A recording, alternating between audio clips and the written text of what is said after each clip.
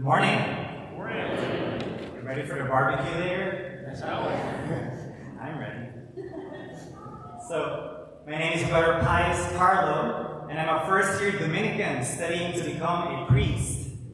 Since childhood, I had one goal in mind: to become a tech entrepreneur. I was drawn to tech because I saw its potential to have a transformative impact on people's lives. I thought that if people could use their talents and skills in tech with hard work to bring people to Mars, then I should be able to leverage it to solve problems and help out my home country, which is the Philippines. So drawn by this noble mission and with countless motivational YouTube videos at hand, I was relentless in my pursuit of this goal.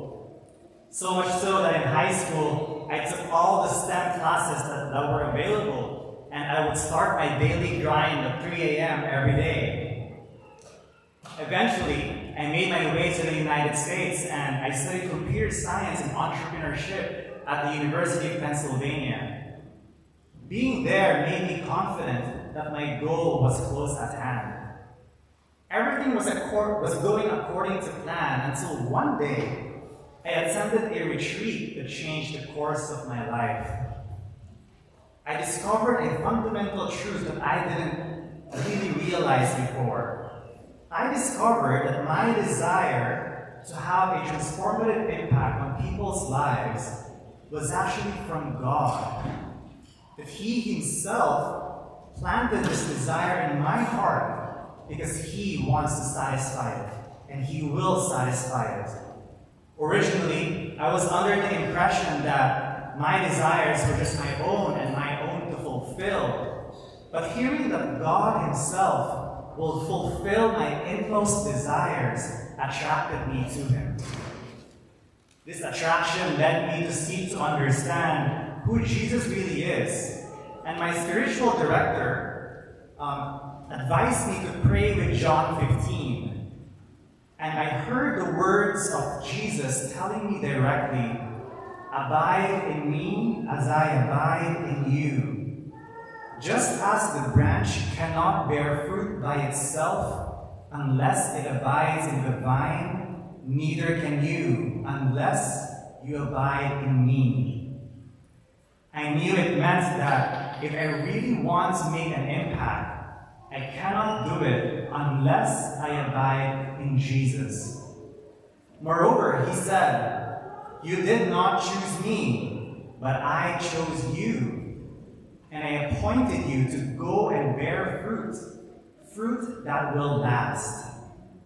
These words from Jesus made me realize that He truly wanted me to bear fruit, to make a difference, to make an impact. And the impact that He's inviting me to have is not just a transformative impact, but an everlasting impact. An impact that will bear fruit for all eternity. I prayed with this passage for every single day for an entire straight year because it moved me so much, and I couldn't help it but just savor the sweet words of Jesus. After this encounter with the Lord, I was set on fire. Like a newly appointed executive, I was filled with zeal and I yearned to bear fruit. I started to work for the Lord.